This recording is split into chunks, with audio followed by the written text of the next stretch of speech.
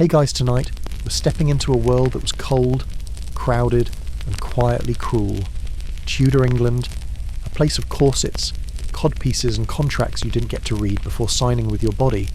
This won't be a history lesson about kings and castles. This is about what it meant to be a woman in a bed you didn't choose, about how marriage wasn't a milestone, it was a sentence, and how intimacy was something you survived, not shared. There's no graphic detail here, just the slow, uncomfortable truth that you could die giving birth at 17, or be questioned for not bleeding on the right bedsheet, that your body had value but only if it performed on cue.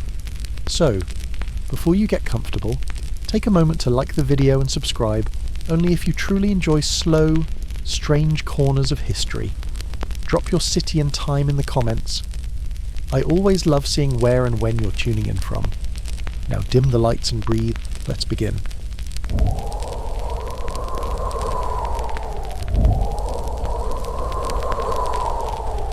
You wake up before the sun does, not because you're rested, but because your back has given up negotiating with the straw mattress. It's cold, not the clean, sharp kind of cold you might feel in a hotel room with the AC set too low, but the damp, bone-dragging kind that smells faintly of mildew or wool and the sweat of people you didn't choose to sleep beside. There's no such thing as a bed of one's own in Tudor England. Privacy is a fantasy, and you've never heard the word. You're 13. Your body is changing, but it doesn't feel like it belongs to you. Your mother lies snoring just a few feet away. Your younger brothers, who kicked you in their sleep, are pressed up against your legs. One of them is drooling, and somewhere near the fireplace, a goat is chewing something it stole from the wash basket. You can't stretch. There's no space. You can't move without waking someone or knocking over the chipped wooden bowl that served as last night's chamber pot. You hold your breath as you shift, inch by inch, hoping not to inhale whatever is fermenting beneath the blankets. Blankets, of course, are a generous term. What you have is a patched quilt, made from scraps of old linen and wool, heavy with the weight of every season it survived. It smells like smoke, lard, and time. The smell of your childhood, your family, your future, all pressed into fabric, all pressed onto your skin. Your night shift is stiff with sweat. You've worn it for several days now, and the cloth has turned slightly translucent at the elbows and collar. You were supposed to wash it last week, but the river was high, and the neighbour borrowed your only decent bucket. Besides, it's not like anyone else in the house smells better. You've never been alone long enough to notice your own scent without comparing it to someone else's. Outside, the frost glistens on the edge of the wooden shutters. Inside, your breath clouds the air. No one talks yet, not out loud. There's just the sound of slow waking throats clearing, feet scraping the floor, someone farting in their sleep, and under it all, the low creak of beams holding up a roof that sags a little more each winter. If you were lucky, you might be dreamed of something Green Hills, bread with butter, a bath. But you can't remember it now. The reality around you is too loud, too wet, and far too close. You want to be clean. You do. Everyone does. But wanting isn't enough here. Hygiene is not a habit. It's a luxury. The idea of scrubbing yourself daily, changing linens, rinsing your scalp with water that didn't come from a filthy stream, these aren't routines. They're wishes. Beautiful. Imaginary rituals that belong to someone richer, someone who doesn't share a bed with 4 other souls and livestock. You sit up, carefully. The mattress groans beneath you, a tangled mess of straw and cloth that once had structure but now just resents your spine. You run a hand through your hair. It's oily, perfumed with rosemary and old lard, not washed, not since the festival 3 weeks ago. That's when the peddler woman sold a cake of soap the size of a potato for more than a chicken. Your mother said no.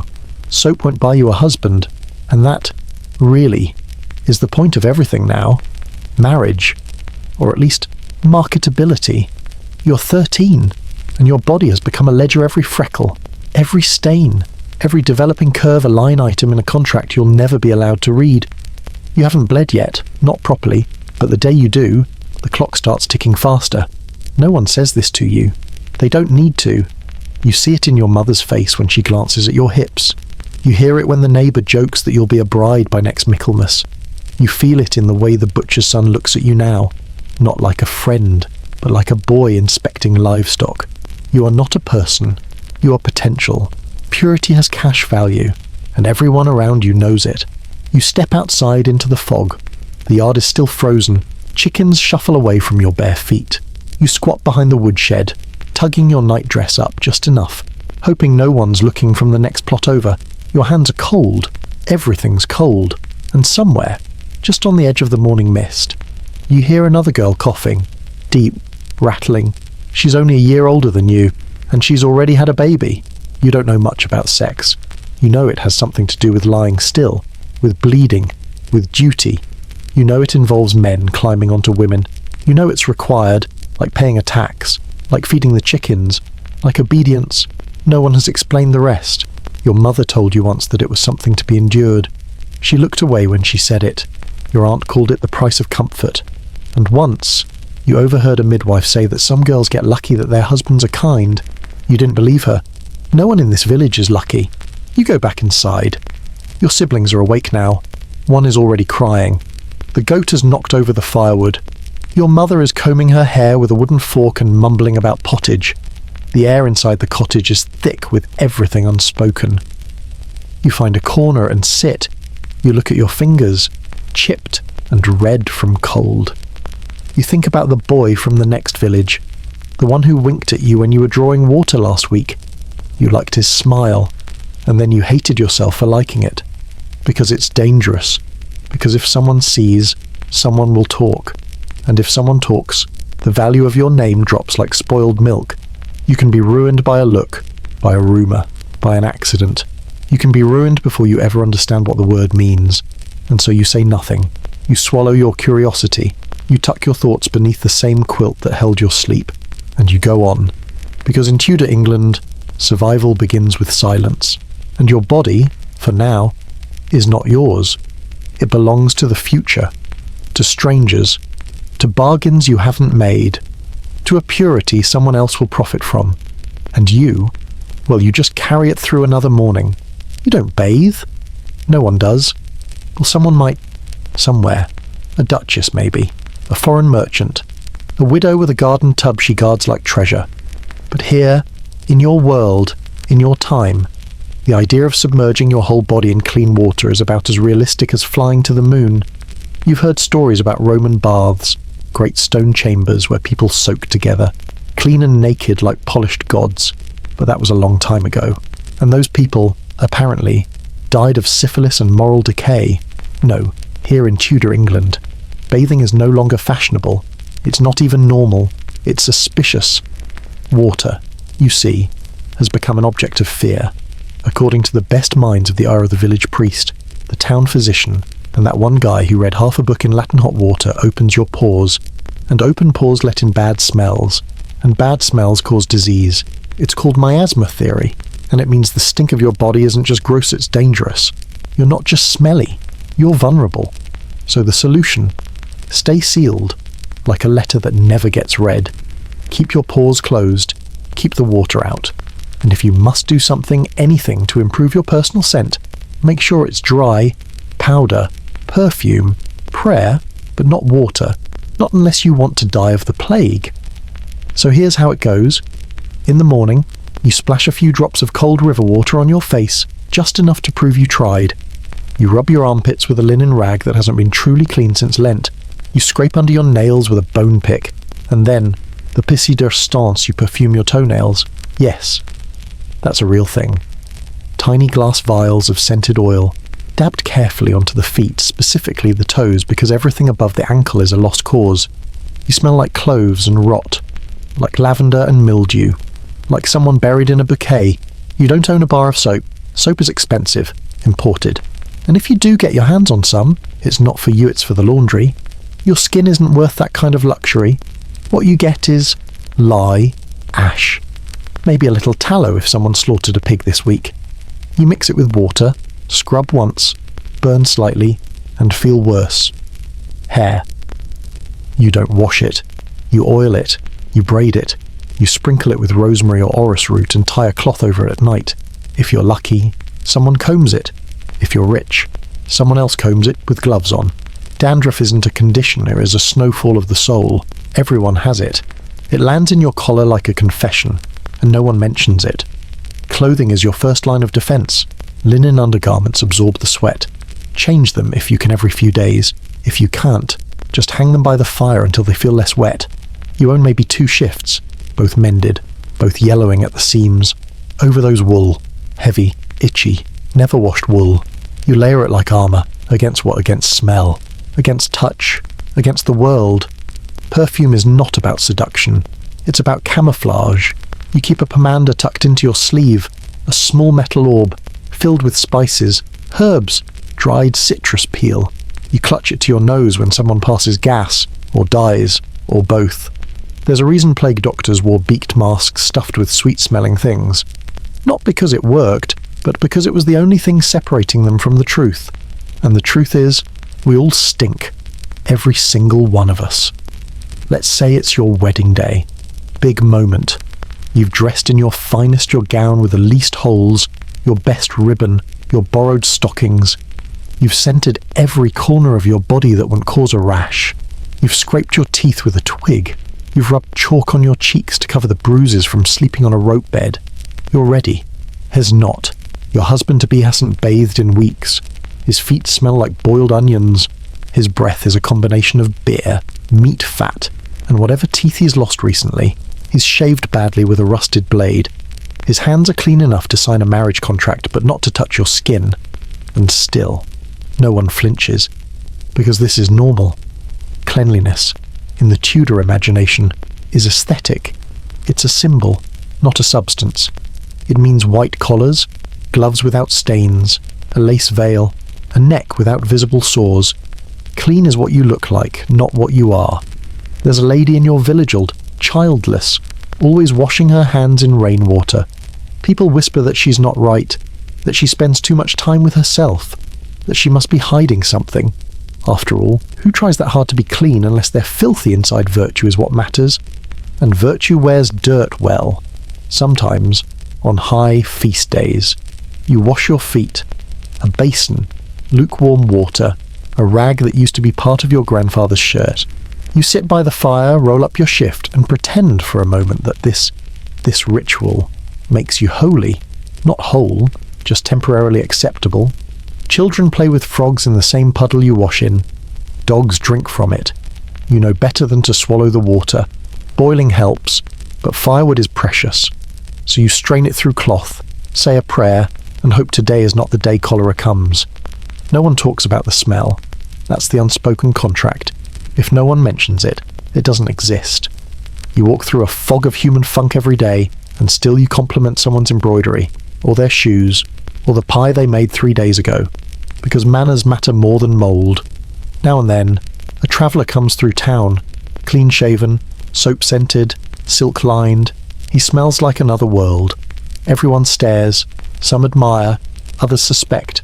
Who is he trying to impress? What is he trying to hide? You know better than to envy him. Clean people die young, that's what they say. And besides, who needs a bath? When you can just dab bergamot behind your ears and call it divine. So tonight, when you lay down on your sour mattress, still dressed in the sweat of the day, remember this. Your body may be sticky, stained, and wrapped in 3 layers of linen, but your toenails, they smell amazing. They tell you it's beautiful, holy, even. That marriage is the reward for good behaviour. That one day you'll wear the right ribbons, stand in the right dress, and give yourself to a man who honours your family and strengthens your bloodline. They say this with smiles, with pride, as if it's a feast you should be hungry for. But no one asks if you're ready. No one wonders if you want it. Because you're not supposed to want. You're supposed to agree, quietly, respectfully, and entirely. Desire in this world is not your domain. It is not meant to rise in you like a tide or burn in you like hunger. It is something men are allowed to feel, something boys are encouraged to explore. But for girls, for women, it's a red flag, a warning, a stain. If you like it, you're a whore, and if you don't, you're a good wife. That's the trade. You are 13, maybe 14. Your breasts are barely formed, your hips haven't quite arrived. But your usefulness you've become a field to be sown, a gate to be opened, a name to be traded like livestock between barns. If you're lucky, the man you marry is near your age. If you're not, He's a cousin, a stranger, a widow 3 times over who wants sons and doesn't care who gives them. He calls you my bride. You call him sir. And that's how it begins. Sex is never explained. Not really. You hear fragments. You see gestures. Your mother might blush through a warning. Your aunt might press a jar of herbs into your hand and whisper, "It will make the first time easier." But no one tells you what easier means. No one prepares your body. No one teaches you where the pain begins or how long it lingers. You're told to lie still, to be silent, to accept, because this isn't about you. It's not about your nerves, your breath, your skin. It's not even about connection. It's about continuation. You are the thread tying 2 families together. You're the vessel through which inheritance travels. You are the factory. And factories do not need to feel. They need to function. When he touches you for the first time, it is not tender. It is not terrifying either. It is absent, like being examined for purchase. His hands are rough, not because he is cruel, but because no one taught him gentleness.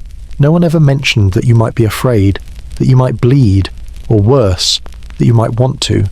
You close your eyes, you count backward from 10. You pray it will be fast. It is, and afterward, there are no words. He rolls away. You rearrange your nightdress, and just like that, you're no longer a girl. You're a wife, a woman, a working part in a machine much older than you, one that spins on names as dowries and bloodlines. Your family says they are proud. You fulfilled your duty. You were brave. They don't ask if it hurt. They don't ask if you cried. They ask if he seemed satisfied, and you nod, because it's easier than the truth. You never thought of sex as something brutal. You thought it was sacred, or at least special. But here, under this sagging, thatched roof, beside a bed that still smells of the previous tenant's children, it becomes something else entirely. Routine, required, expected. There's no candlelight, no poetry, just flesh on flesh, awkward breathing, and the constant dread that you might not give him what he wants an heir. That's your new purpose now, to be fertile, to produce. They call it fruitful, as if your womb is an orchard, and you, the soil.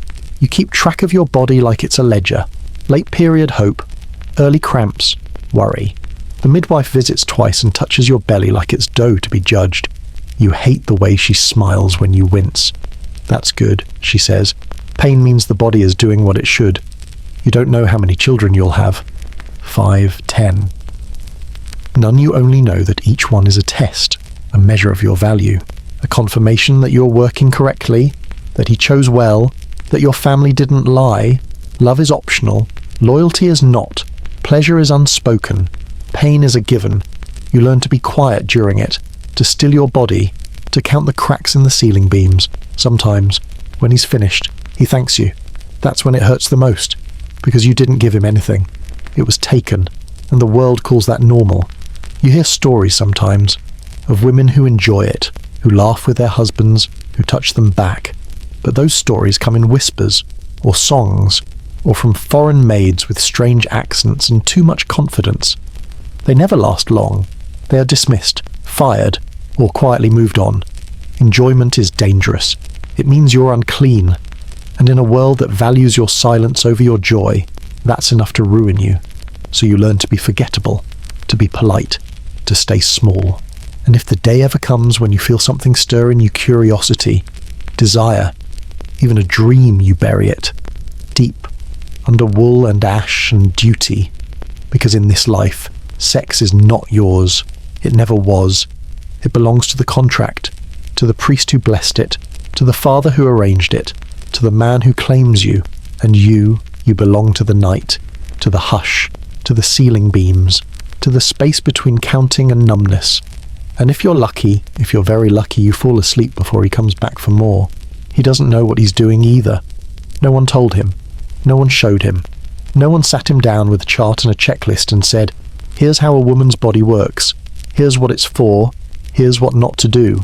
Instead, they handed him a poem. Not even a good one. Something about roses, or doves, or the moon glowing behind a veil.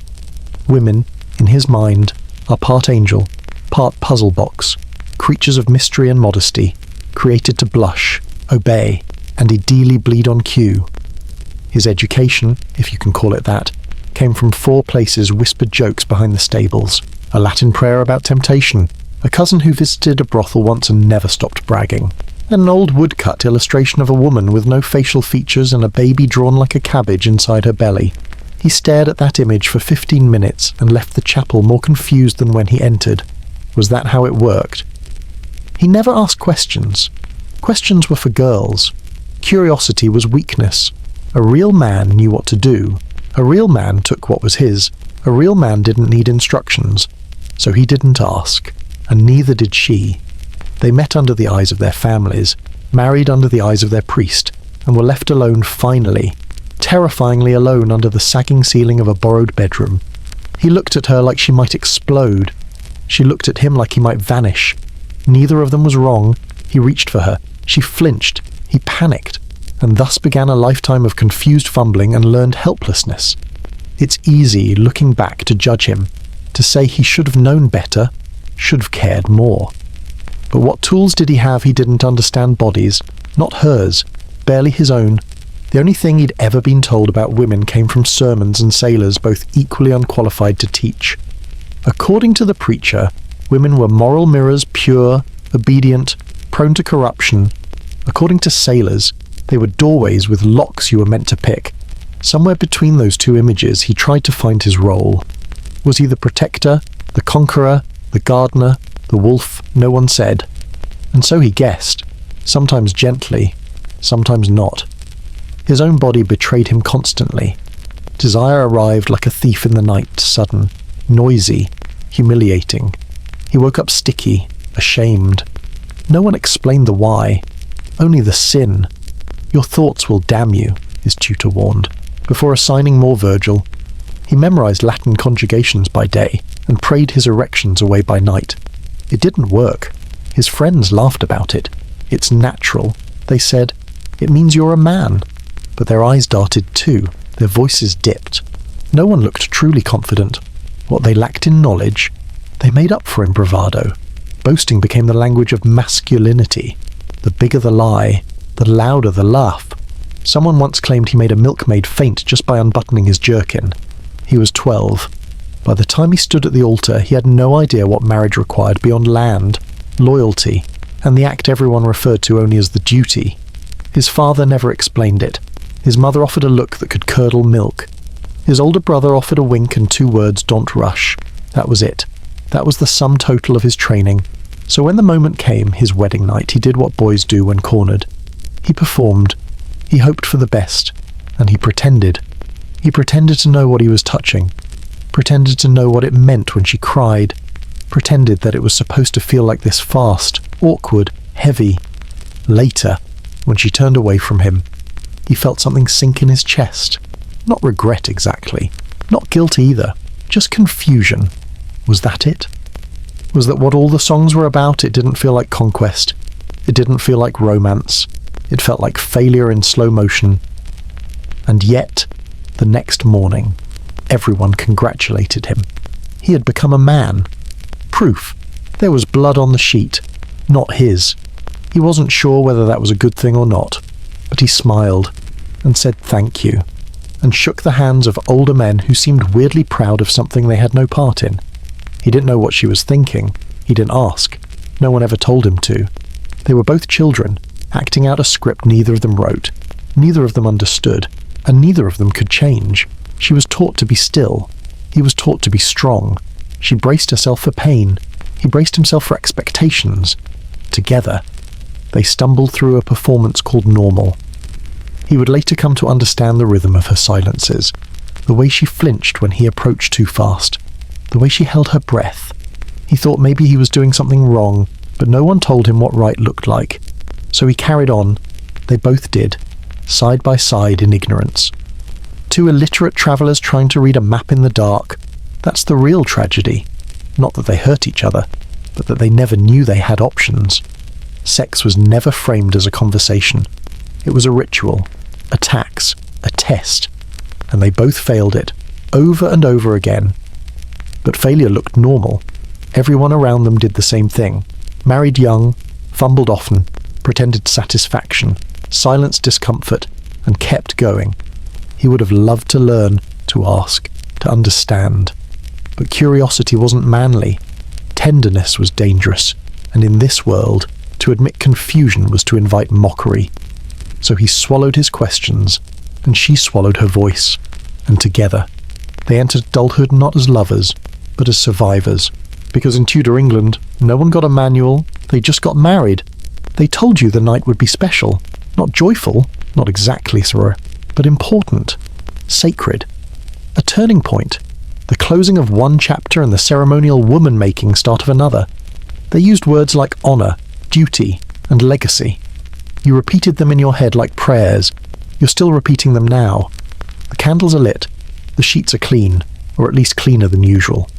The chamber smells of dried rose petals, wood smoke, and something faintly metallic. You try not to think about that last scent too hard. You're not alone. Of course not. Your new husband is there, watching you with a mix of pride and nerves, like a man about to ride a horse he's never saddled. He's nervous. You can feel it. Not that he shows it. He hides behind wine and confidence and the clumsy swagger of someone told he's entitled to your body now. But it's not just him. There are others, waiting, just beyond the door, just outside the curtain, just within earshot, people, family, friends, the priest, maybe even the midwife, all holding their breath, not for romance, not for love, but for evidence. Tonight is not about passion, it's about proof. The bed becomes a stage, and you're the scene everyone's waiting for. You sit, legs dangling, heart thudding so loudly you feel it in your wrists. The mattress is rope-tied, stuffed with straw, covered in white linen that was boiled earlier, boiled because it needs to show stains clearly. There's no music, no privacy. Just heavy silence and the scratch of wool on skin as he fumbles with his clothes. No one ever told you how to undress in front of another person. You try to act natural. But how does one act natural while being watched without being seen? His speaking softly. Something reassuring. Maybe. You're not listening. You're counting the lines in the wood ceiling. 1, 2, 3. Anything to stay inside yourself while everything else is being taken. He leans in. The kiss is awkward. Wet in places it shouldn't be. His hands shake. Not from fear, from urgency, from the pressure of expectation. He doesn't know you're shaking too. The shift comes off. Yours. His. The chill touches your spine, but it's nothing compared to what's coming. They say it will hurt. They're right. He enters like someone entering a dark, locked room with no key. He tries, misses, tries again, finds the door, forces it open. You stifle a sound. Because you have to. Because they're listening. Somewhere beyond the wall, someone coughs or laughs. You can't tell. He's done quickly. Too quickly. He rolls away. You lie still. The pain burns low and deep, but you don't move yet. You can't. You're not finished. The evidence. That's the part that matters. You sit up slowly. The blood has come. It's there. A smear. Not much, but enough. You exhale. A soundless, weightless relief. He doesn't say anything. Neither do you. You both know the ritual isn't over until someone else sees. He rises, wraps the cloth around his waist, and disappears through the curtain. A moment later, voices rise muffled but excited.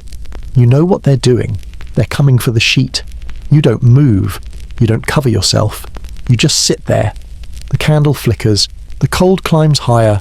The door opens. It's the maid, or your aunt, or his sister. It doesn't matter. She smiles like she's looking at a newborn. She takes the sheet delicately, like it's made of glass, and folds it with reverence. It will be shown. Sometimes they hang it from the window.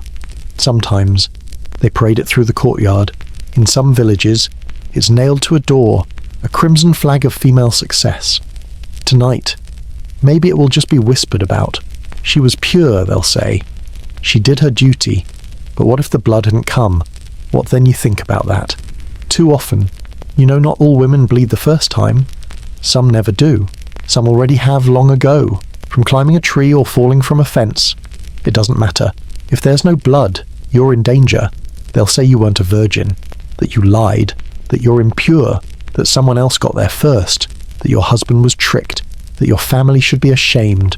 There are stories, too many stories, of girls sent home in disgrace, of marriages annulled, of women accused of witchcraft because their bodies didn't perform properly. Some families fake it, a cut finger, a drop of chicken blood, a desperate insurance policy. Because in this world, your worth is measured in stains, not strength, not joy, not consent, just blood. The door shuts again. You're alone once more. He hasn't come back yet. Maybe he's drinking, maybe he's bragging, maybe he's relieved. You lie back. The mattress creaks. The candle burns low. You close your eyes, but you don't sleep. Not yet. Because your body aches. Because your thighs are sticky. Because everything inside you feels quiet and wrong. And because tomorrow, this will all begin again. Hell come to you as a husband. As a man who now owns what he touched. You'll smile. You'll nod. You'll learn the rhythm of submission. Some women grow used to it. Some even learn to pretend. You don't know what kind you'll be yet. But tonight, you learn the first lesson of marriage. Sex isn't yours. It never was. It's something you give up in pieces between silk sheets and scratchy blankets. Between candlelight and shame. Between what they told you it would be and what it actually is. And the only thing they'll ever ask is whether you bled. Not whether you wanted to. Not whether you survived it whole. Just whether the linen proved you worthy. And tonight, it did. Congratulations. You passed. You wake up sore, hollow, and strangely proud. You did what they wanted. The blood was there. It wasn't much, just a thin, rust-coloured streak on coarse white linen, but it did its job. It spoke for you. It announced what your voice could not. It declared you untouched, unspoiled, and obedient. You are safe. For now. But only because your body chose to cooperate. Had it not, had the blood refused to come, everything would be different. You know this. Everyone knows this. That's the quiet brutality behind it all. That one red stain is the line between being a good wife and being a fraud. Between celebration and suspicion. Between being believed and being examined. No one ever says it out loud. Not in so many words. But it's understood, written into every glance, every toast, every blessing. You bled, so you're innocent. And if you hadn't, well, then we'd need to talk. They call it proof. The proof of virginity. But it's not proof of anything. Not really. Some women never bleed. Some do, but too late. Some break their hymens long before marriage. Riding horses, climbing trees, even coughing too hard. And yet, Tudor society treats this messy, unreliable bit of biology like scripture. One mistake of nature. And you're branded. You could be interrogated, not kindly, not privately. A midwife might be called, or a priest, or both. You'll be asked what happened, who touched you, when, why, where. It doesn't matter if no one did. You'll still be asked to prove it. And if you can't, there's a word for girls like that. Liar. Here's an actual historical fact in certain noble houses. The morning after the wedding, a maid would parade the stained bedsheet through the great hall. Yes, a parade. A small public celebration featuring the physical evidence of your trauma. Guests would clap. Elders would nod. Sometimes, the sheet would be tacked to a door displayed outside the home, to show the neighbours, to show God, to show that everything was in order. And if there was no blood, that's where it gets ugly. The groom might claim deception. The marriage could be annulled. The dowry returned. Your reputation blackened like a burnt crust. In extreme cases, women were accused of seduction, or witchcraft, or worse, of being not truly female. Because if your body didn't behave the way they expected, maybe it wasn't a woman's body at all. The logic is dizzying. A maze built from male expectation and medical fiction. You'd think science would save you. It doesn't. Medieval medical books were filled with nonsense. One famous theory claimed that a woman's womb could detach and float around the body like a wayward ghost. Some believed your hymen could regrow if you were truly repentant. Others said too much reading could rupture it, or laughing too hard, or thinking impure thoughts during a thunderstorm. You wish that last one were a joke, but the worst part isn't the ignorance. It's how much power it holds. You're at the mercy of bad anatomy diagrams and paranoid neighbours. A single absent drop of blood can unravel your entire life. Your parents' plans, your siblings' prospects, your community's respect. No blood means no trust. And no trust means you're not a wife, you're a threat. So families get creative. There are records, real ones, of households faking the evidence. A slice to the fingertip, a small blood vial hidden under the pillow, or, more commonly, the use of animal blood, chicken, pig, even goat. One mother was said to have smeared beet juice onto a handkerchief the night before her daughter's wedding, just in case. Another baked dried blood into a piece of cloth, then reheated it near the fire after the ceremony to make it seem fresh. It's not deception, it's insurance. Because if your daughter doesn't bleed, you don't just lose your pride, you lose everything, your social standing and your alliances and your land. In the world of Tudor marriage, the bedsheet holds more power than the Bible. There's no equivalent for men. None. He doesn't need to prove anything. Not his virginity, not his sincerity, not even his ability to complete the act. If he fails, if he fumbles or falls asleep or can't bring himself to try, he'll be offered sympathy, or ale, or a trip to the apothecary. But you must show blood. And if you don't, you are not forgiven. You are not helped. You are corrected. They will poke. They will prod. They will spread your legs and examine you like livestock. A group of midwives women with calloused hands and practiced detachment will evaluate your condition. If they find what they want, you may be allowed to stay.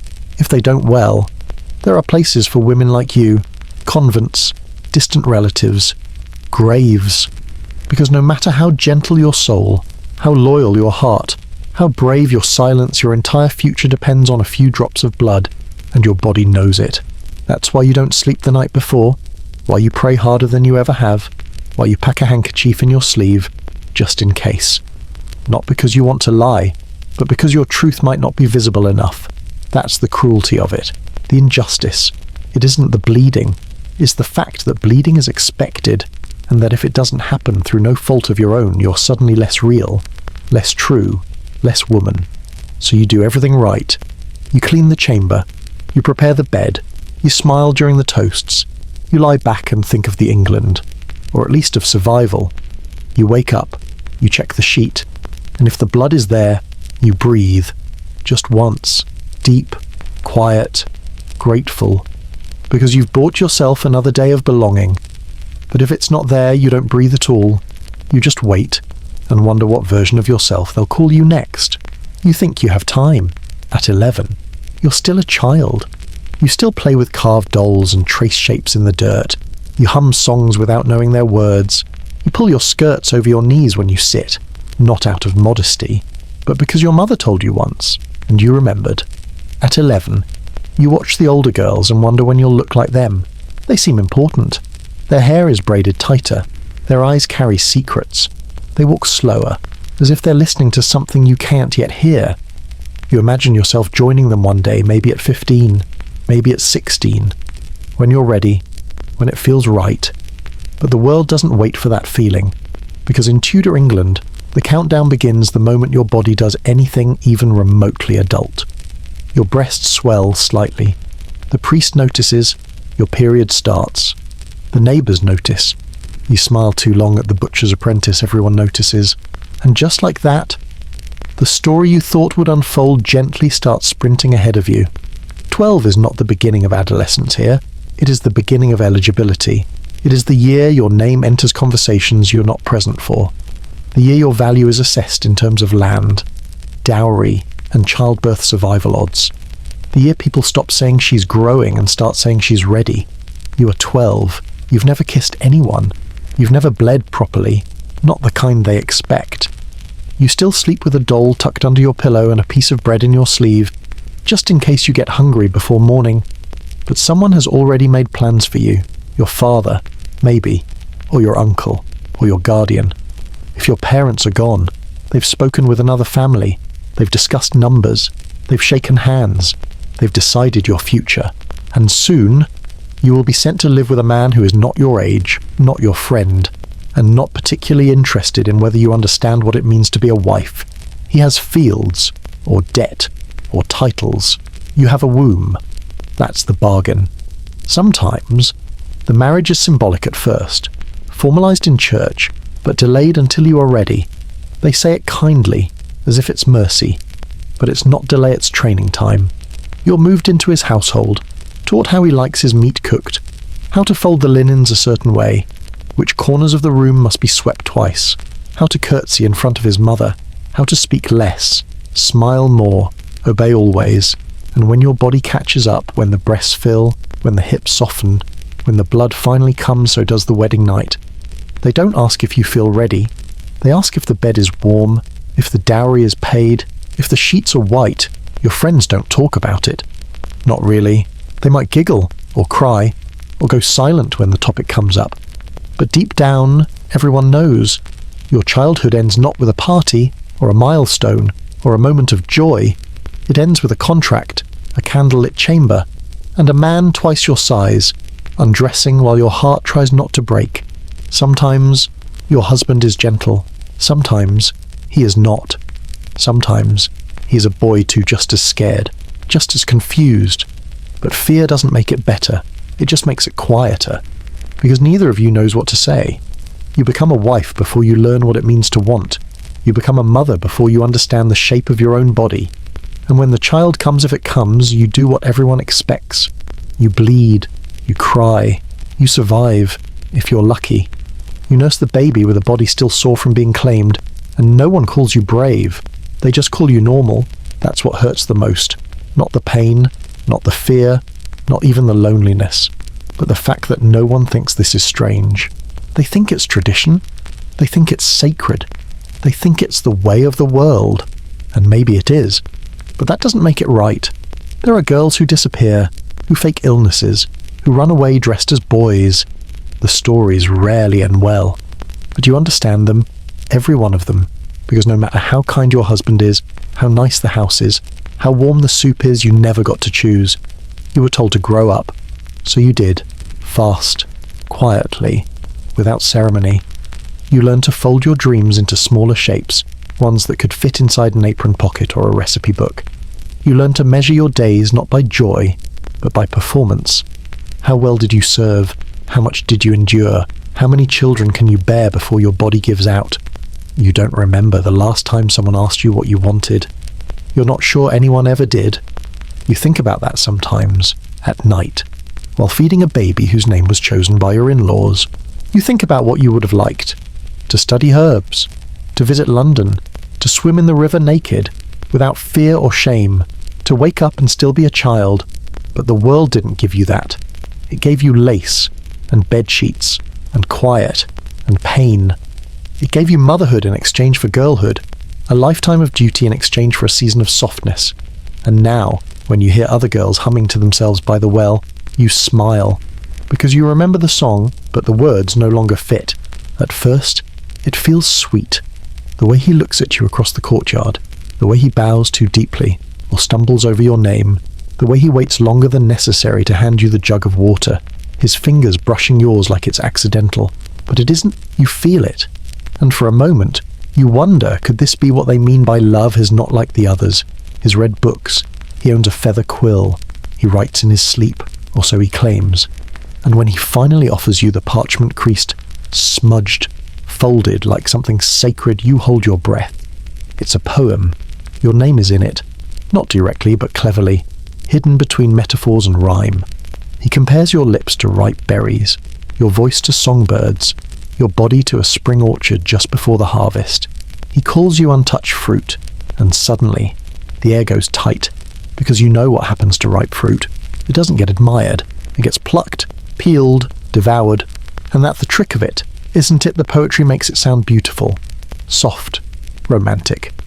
But underneath the flattery is a quiet violence, a promise of taking, of claiming, of eating. You read the lines again. Your cheeks are apples flushed with May, your limbs the vine that winds and sways, your lips unkissed, a blushing red. My hungry heart must see them fed. At first, you smile. It's clever. You think. Sweet. Then you look closer. His hungry heart must be fed. By you. By your mouth. By your body. By your blushing red. And just like that, the poem isn't a gift. It's a prophecy. In Tudor England, poetry isn't harmless flirtation. It's a tool, a weapon dressed in silk, a socially acceptable way for a man to tell a woman exactly what he wants without ever using vulgar words.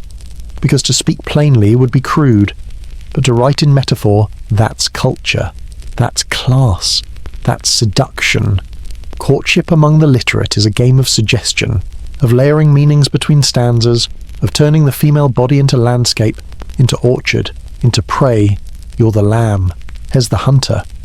But he doesn't need a spear, he has a sonnet. And once it's written, once it's sent, once it's read, the game is underway. You're expected to respond, not with words. Of course, that would be bold, improper. You stitch something. You send a kerchief. You smile in public. Each gesture is a line in return. And God help you if you choose silence. Because silence as too can be interpreted as coyness, as mystery, as consent. You might think you're saying no, he might think you're saying try harder. Because in this culture, everything a woman does is a riddle for a man to solve. And once he's solved it, he believes he owns the answer. Even if he guessed wrong, especially if he guessed wrong. Here's a fringe fact in noble courts. Poetry was often used as legal evidence. If a man accused a woman of leading him on, he could present her letters, her verses, her stitched initials as proof of intention. He misunderstood that's not his fault, it's yours, because you made him feel. And in this world, a man's feelings matter more than a woman's intentions. So the poems keep coming. Another arrives this time bolder. Your hips are compared to curved glass, your sweetness to hidden nectar, your modesty described as ripe for plunder. You fold the paper slowly, place it under a rock, not because you treasure it, but because you don't want your father to see. He might approve, or worse, he might not, because not all poems are flattery, some are threats. If you refuse a suitor too often, his verses change tone. Suddenly, you're cold, a frozen orchard, a fruit turned to vinegar. One word and the village is whispering. One couplet and you're undesirable. That's how fragile it is, how fast admiration turns. From my blushing rose to the thorn that pricked me. From I would die for you to she is no true lady. You learn the danger of language. You learn that flattery has fangs. You learn to read between the lines of every letter, because they're not really about you. They're about what you represent. Your youth, your body, your potential. They want you before you wither, before someone else picks you, before your name is no longer sweet enough for rhyme. Because in these poems, women don't speak. They're described, depicted, devoured. Not once do you see a verse about how a woman feels, just how she looks, just how she tastes, just how she makes a man feel about himself. And when you start to write just to try, just to see, you realize how much silence you've swallowed. You write one line, I'm not an orchard, but you don't send it. You burn it. Because if someone saw that, they'd ask too many questions. They'd wonder why you think of yourself as anything other than soil, or blossom, or fruit. They might even think you're trying to be clever. And clever women don't marry well. So you smile when he hands you the next poem, you let your fingers brush his, you fold it carefully, and you pretend it doesn't make your stomach turn. Because you've learned something no one ever told you. That in Tudor love, to be adored is not the same as being safe. And to be praised in poetry is not to be known, only consumed. You think maybe you'd feel better if you just took a bath. A real one. Hot water, scrubbed skin. A full body rinse that doesn't leave your armpits stinging or your scalp smelling like roasted onions. Something that makes you feel human again. But you won't. Because here, in this damp, itchy century, being clean is not just difficult as dangerous. Let's start with the basics. There is no tap, no shower, no running water except in rivers, which are shared by animals, leather tanners, and children with intestinal worms. The idea of standing under a warm spray of fresh water would sound to a Tudor villager the way you might react to the phrase permanent vacation in space. Interesting, but probably fatal. Even if you had a bucket of clean water, and good luck with that, you'd need firewood to heat it. Firewood is expensive, time-consuming, and already spoken for. You don't waste it on skin, especially not female skin, especially not young female skin, because the truth is people are watching, and they've noticed. You wash more than once a month. Suspicious. You keep your fingernails tidy. You must be hiding something. You smell faintly of flowers. Then clearly you're a whore. That's how the logic works here. backwards, crooked, drenched in fear. A woman who's too clean is trying too hard, trying to be noticed, trying to tempt, trying to cover up sins. Real women, good women, honest women. They're a bit rank. They don't perfume their hair or bathe their ankles in rose water. They wear their sweat like a badge of humility. Their aprons are stained. Their hands are rough. Their smell natural, tangible, a little sour, a little burnt. To be clean is to be theatrical. And theatricality in this world is not respectable. It's sexual. Now here's your fringe fact of the night in many towns. Prostitutes were required by law to bathe more frequently than other women. Yes, required. Because even Tudor officials, men who believed demons lived in your womb and bread could cure disease, understood that sex work meant close contact, and close contact meant infection. So the solution? Make the prostitutes cleaner than everyone else. Weekly baths, sometimes even twice a week, in designated bathhouses, with soap. And just like that, bathing became associated with brothels. If you were seen stepping into a bathhouse, you might as well have pinned a note to your bodice reading available for coin. Even the word bath started to rot at the edges. Stew, a term for a bathhouse, eventually became slang for a brothel. That's why when someone says, she works the stews, it doesn't mean she makes soup. It means she smells too good to be trustworthy. And so, like everything else in this era, hygiene becomes a trap. You want to be clean, but not too clean. You want to be fresh, but not fragrant. You want to be healthy, but not suspiciously glowing. Because if you try too hard, people talk. They say you're vain. They say you're sinful. They say you're putting on airs. Washing becomes a moral performance and no one is watching more closely than the other women. Your mother eyes you when you scrub behind your ears. Your aunt sniffs your shift when she thinks you're not looking. Your sister-in-law mutters. She thinks she's better than the rest of us, as she slaps laundry against a rock. The men, they notice too, but not with judgment, with interest. A clean woman stands out. She glows slightly, and in a world where everyone stinks, that glow becomes erotic, exotic, trouble. It's a cruel paradox. Stay dirty, and you're safe. Get clean, and you're suspect. So you try to walk the line. You wash your hands, but only when they're visibly filthy. You rinse your face, but you leave the grime behind your ears. You let your hair smell like ash and thyme. And every now and then, when no one is watching, you sneak a moment to yourself. A damp cloth, a quick scrub, a stolen sigh. It doesn't last. Nothing does. Because even if you smell better than usual, no one says thank you. They say, who are you trying to impress? You shrug. No one. Which is the safest answer. Even if it isn't true, because maybe you do want to feel good, to feel new, to feel like your body isn't just a sack of obligation. But that kind of thinking gets you in trouble. That's the kind of thinking that gets you mistaken for that kind of girl. So you bury the soap deeper in the drawer. You pretend not to miss it. You tell yourself the itch behind your knees isn't that bad, that the sweat under your shift is holy, that modesty smells like mildew, and when the rain comes, and everyone rushes inside, you linger. You tilt your face up, let it wash over you, just for a second, before anyone sees, and in that second, for once, you don't feel dirty.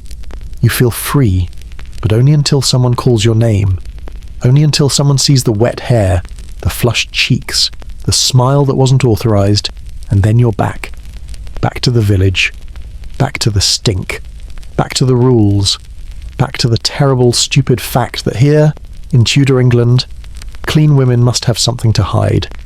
And dirt real, crusted, worn in dirt, that's the closest thing you'll ever get to a virtue. It hits you before the kiss, long before the kiss, before he even speaks, before he gets close enough to reach for your hand or rest his arm across the bed. His breath arrives, not like a whisper, like a warning. You smell him before you see him, a slow, sour fog that clings to the air like spoiled wine and rot. It is warm, it is heavy, it is ancestral.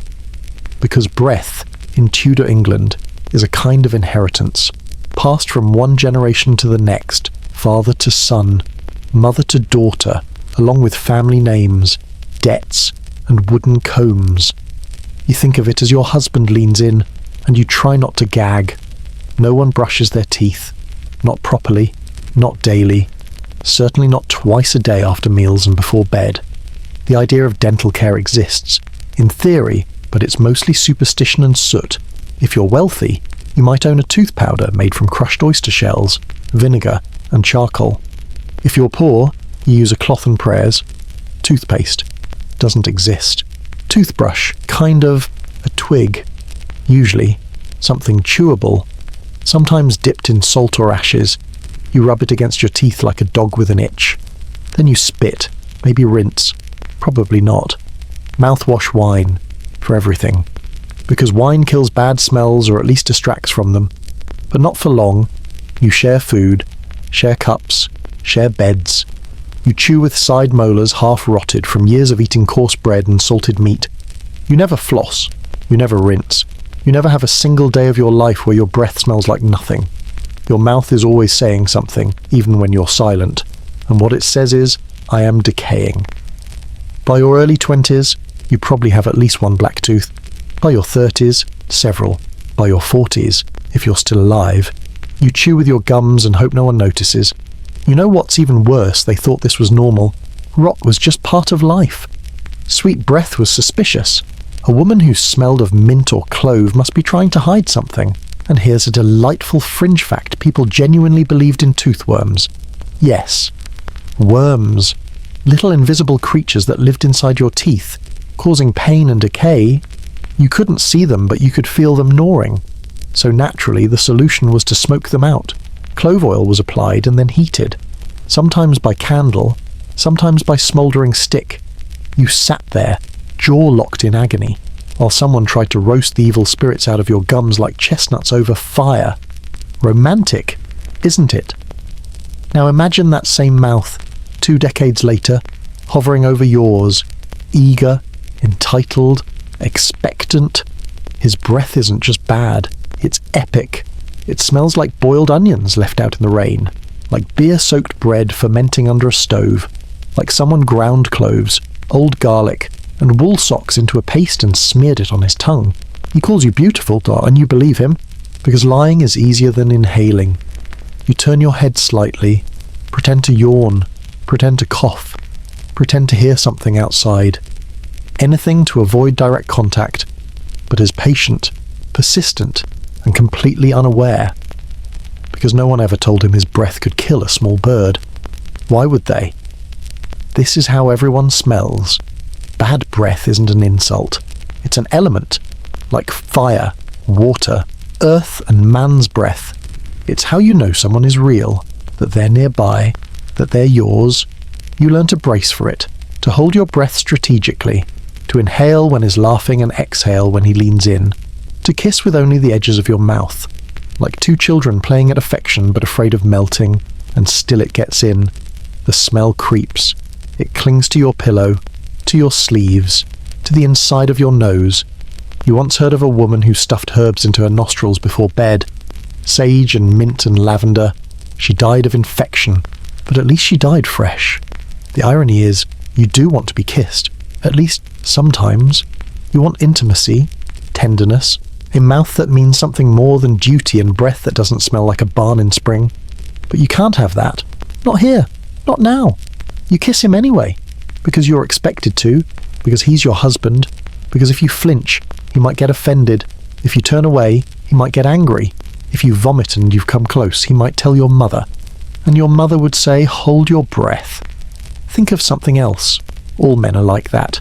You start to wonder if love is just a version of endurance, a kind of holding on, through the smell, through the decay, through the death of everything you once associated with romance. Some girls say it gets better, that over time you stop noticing, that his breath becomes familiar, even comforting, like a hearth or a wound. You don't believe them, but you hope they're right, because you can't spend the rest of your life flinching at every kiss. Here's another charming detail: breath mints did exist. Sort of. Tiny candies made from sugar, fennel, and herbs, but only the wealthy could afford them. They were stored in ivory boxes, treasured, protected. You, of course, do not have breath mints. You have a clove. Just one. You keep it tucked under your tongue on special occasions. Weddings, feasts, funerals, the nights when he decides to say something tender right into your ear. It helps. Slightly. But it doesn't last. Nothing does. Because here's the real truth. In Tudor England, a man's breath is not just his scent. It's his presence, his power, his claim. It fills the room before he does. It haunts you long after he leaves. It lingers on your skin, in your clothes, in the corners of your mind. You carry it with you, like a secret, like a scar, like a graveyard inside your throat. And every time you smell it, you remind yourself this is marriage. This is love. This is what it means to share a life, or at least share air. And if you're lucky, he falls asleep before he decides to say anything else. Because when he talks in his sleep, he still breathes on you. You start with the laundry. That's where most people begin.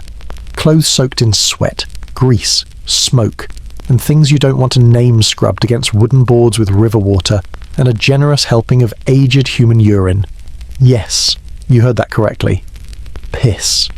But not fresh. That would be uncivilized. You need urine that's been sitting in a jug, ideally in a warm place, for several days. It ferments. It ripens. It develops that tangy, eye-watering bouquet of ammonia and history. In Tudor England, it's called lant. It's collected in pots, stored, shared. Some people even buy it because not everyone has the bladder capacity to sustain their own cleaning empire. Lant is precious.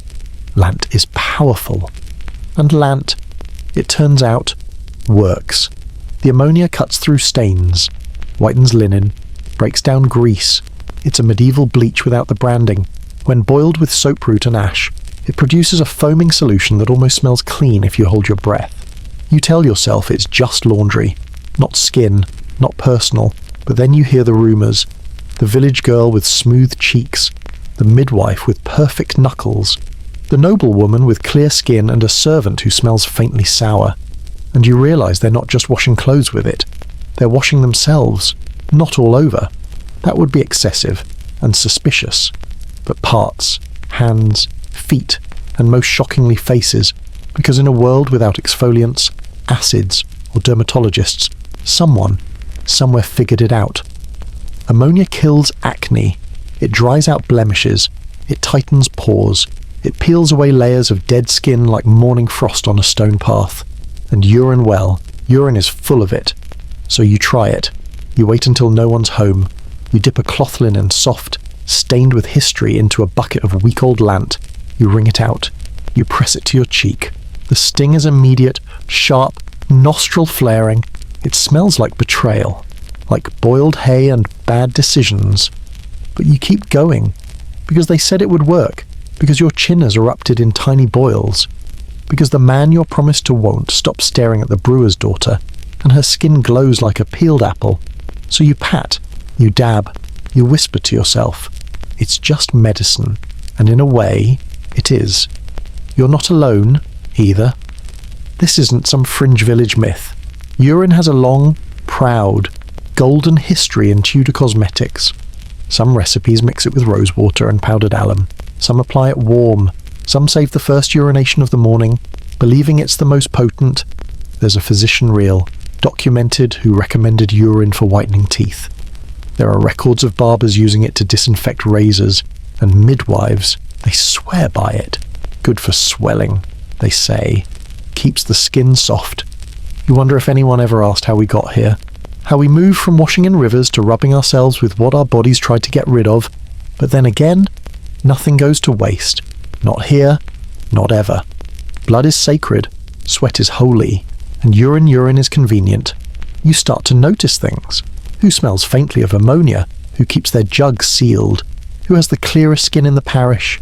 And it isn't the women who bathe in rosewater. It's the ones who clean like alchemists. You begin to wonder what else it can do. A splash behind the ears, a rinse for tired feet, a tonic for itchy scalp. You hear whispers. A noblewoman who cured freckles with a daily urine rinse. A widow who dabbed it beneath her eyes to keep the years away. You hear a man say he prefers women who smell natural. You think he has no idea how natural it gets. And the best part, it works. Maybe not instantly, but after a week, your skin does feel different. Smoother, less angry, a little pale, but not sickly. You don't glow, exactly. But you don't flake. You start to look in the mirror not to admire, but to assess. It's working. You feel clever, empowered, until the pot spills. Someone finds it. They wrinkle their nose. They mutter. They glance at you differently, because there's a line, and you've crossed it. It's one thing to know the recipe. It's another thing to keep it under your bed. They don't ask you directly. They don't need to. You hear the snickers, the whispers. She washes with piss, as if it's shocking, as if they don't wear clothes that were boiled in the same liquid, as if their mothers didn't scrub cradles with it. But shame travels fast, and so you stop, publicly. You pretend you never did it. You go back to rinsing with cold water and praying for good skin, but privately, in a quiet room, with the door bolted and the shutters drawn, you uncork the jug, you dip the cloth, you breathe through your mouth, and you remember you've tried everything else. This works, and maybe, just maybe, that's enough. Because in Tudor England, beauty is war, and in war, you use what you have. You have urine, you have skin, you have desperation, and you have a secret, one you'll carry with you on your cheeks, in your pores, in your silence. A beauty routine passed from woman to woman, whispered like a spell, soaked into fabric, stashed in corners, not sold in markets, not praised in poems, but known, used, respected. So the next time someone compliments your glow, you smile politely and say nothing. Because if they knew the truth, they'd never kiss your face again. Desire is not yours, it never was. You might feel it, briefly like a pulse, like a flicker behind your ribs. The moment it surfaces, it becomes someone else's problem, a priest's, a doctor's, a neighbour's with too much time and not enough forgiveness. Because in Tudor England, a woman who wants is a woman who risks everything. To want is to open a door. To crave is to invite demons, and to enjoy that's something else entirely. That's sin. You were taught this early, not with lectures or pamphlets, but with glances, with prayers muttered louder when you walked into the room, with your mother's hand tugging your bodice higher, tighter, smaller. Keep your legs closed. Keep your eyes down. Keep your thoughts clean. No one tells boys to keep their thoughts clean. They laugh. They joke. They blush. Maybe. But their desire is expected, natural, even encouraged. But yours? Yours is dangerous. Yours makes your womb float. Yes, float. You hear about it for the first time while sweeping the chapel steps. Two midwives whispering. One says a girl down the road became overheated after looking too long at a travelling lute player. The other nods solemnly. She had the floating sickness, she says. Womb rose up right into her chest. Could barely breathe. You pause, broom in hand. You try to imagine it. Your own womb, like a bat in a cave, fluttering up through your lungs because you liked someone. It sounds absurd, but it isn't a joke. They call it suffocation of the mother, a recognised condition, a diagnosis.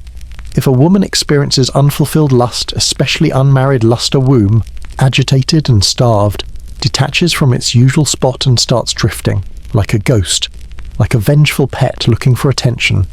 It rises, presses against the diaphragm, blocks breath, distorts speech, causes hysteria, fits, fainting, the cure marriage, intercourse, release. You see where this is going, because now your desire isn't just shameful, it's medical. You're not just immoral, you're unstable. Your body is rebelling. And the solution, of course, is to hand that body over to a man who can tame it. A man who will re-anchor your womb with use. A man who will cure your longing with possession.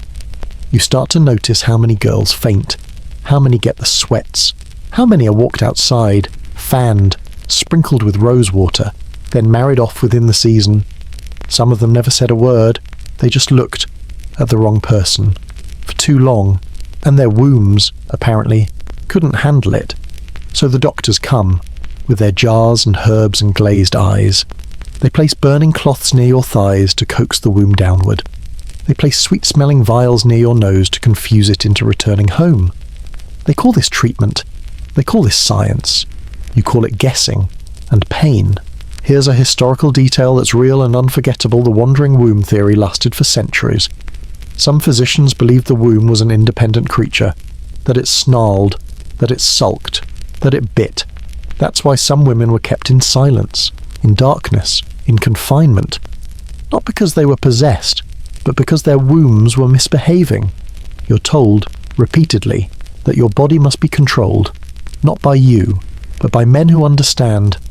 Your desire isn't curiosity, it's danger. If you dream of someone at night and wake up flushed, they say your womb was hungry. If you laugh too loudly, your womb is agitated. If you lie on your back too long, it might float up and lodge itself behind your eyes. They believe this.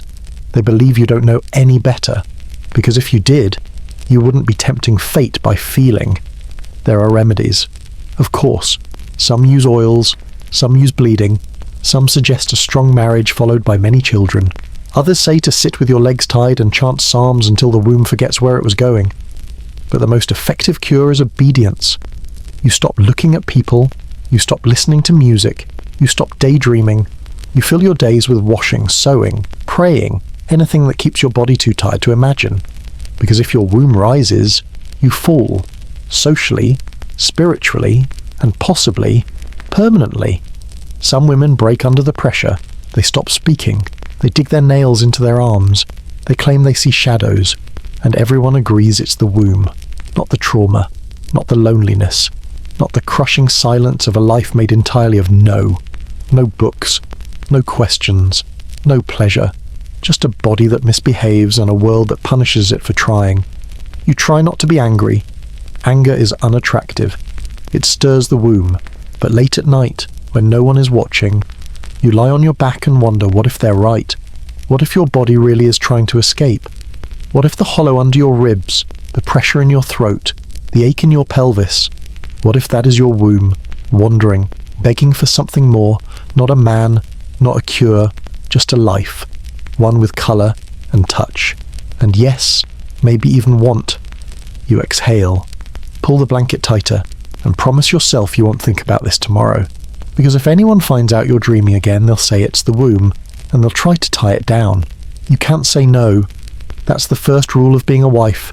You can say not now. You can say later. You can even cry. But none of it matters, because the moment the vows are spoken, to have and to hold your body is no longer yours. It is his, not symbolically, not poetically, legally. Marriage, in Tudor England, is not a union of hearts. It is a contract of ownership, a transfer of property, and you, the wife, are among the assets. That means your labour, your name, your womb, and yes, your body. He can demand it, any time, for any reason. You can be exhausted, you can be sick, you can be grieving your mother's death or bleeding from your last childbirth. If he wants you, you lie down, because to deny him is not just to disobey, it's to violate the law. There is no concept of marital rape, no language for it, no recourse, no sympathy. The assumption is this: by marrying him, you agreed, once, for always. Your consent is permanent, unrevocable, baked into the wedding cake and buried under the weight of church doctrine and civil law. And if you resist, you're difficult. If you flinch, you're cold. If you cry, you're childish. You might think, well, surely some men were kind. Yes, some were. But kindness is not the point. The point is that it was a choice for them, not a right for you. You are his wife, which means your consent is assumed even in silence, even in pain, even in fear, even when you say nothing at all, especially then, because silence in this world is taken as agreement. And so you learn how to disappear, not literally. You still wake, still work, still move your hands in the garden and mend the cuffs of his shirts. But inside you vanish, you float. You learn the art of detachment, of watching from above while it happens again.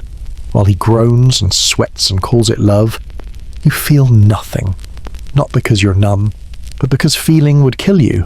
You're not allowed to want anything, but you are expected to endure everything. He calls it his right. You call it Tuesday. There are nights when it's fast, mechanical. He doesn't even speak, just lifts the hem of your shift and takes what he believes is his. Other nights, he whispers things meant to be sweet. You're mine. Say you want it. Be still. You say nothing. Because it's easier. Because fighting would change nothing. Because you already tried.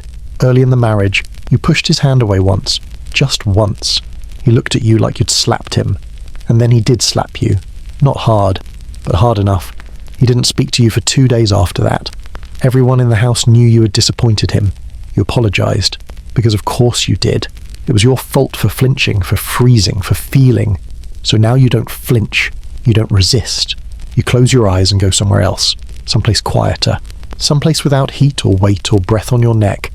Someplace without laws that trap you inside your own skin. You know other women who do the same. You've seen it in their faces. That particular stillness. You've heard it in the pauses.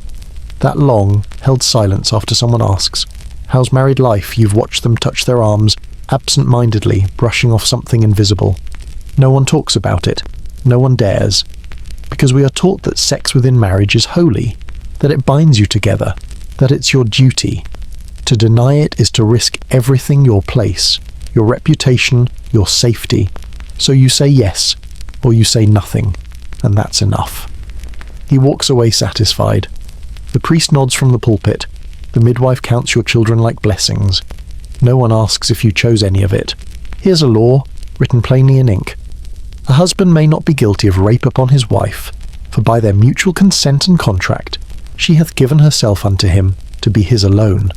That line would echo for centuries, even in places far from this damp thatched village, even in courts with powdered wigs and polished gavels. The idea persisted, that marriage, permission, eternal, unquestionable, unearned, and if you refused, you were unnatural, unwomanly, ungrateful. Even now, there's no word for what you experience, no term to describe being used without violence, without shouting, without bruises, just a quiet, sanctioned taking. Because that's what it is. Taking, not rape. They say, not if he's your husband. You try to explain it once. To your sister. You say it hurts, even when he's gentle. She blinks. You say, sometimes I feel like I'm not there. She nods, then says, at least he's not cruel, and that's the standard. That's the bar. He isn't cruel. Just insistent. Just entitled. Just a man living by the rules. And the rules say he can have you. Any time, every time, until he dies. Or you do. You don't know which will come first, but you know what will happen tomorrow night. And the one after that, and the one after that. And so, each day, you prepare. You wash the linens, you dry the sheets, you oil the hinges on the bed frame so it doesn't creak as loudly. You scrub your skin until it stings just to feel something. And when the door closes and his hand reaches for you, you do what you always do. You go quiet. You go still. You go away. And in that silence, in that awful, aching silence, you realize the most brutal truth of all. It was never yours to say no. And no one ever cared if you didn't say yes. Sleep tight, they say. It sounds sweet. Doesn't it tucked into bedtime stories, stitched onto pillows, whispered to children with candlelight kisses? Except in Tudor England, sleep tight isn't a wish, it's a warning. Because here, it's literal.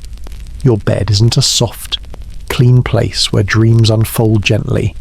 It's a collapsing wooden frame lashed together with ropes that need to be tightened every few days.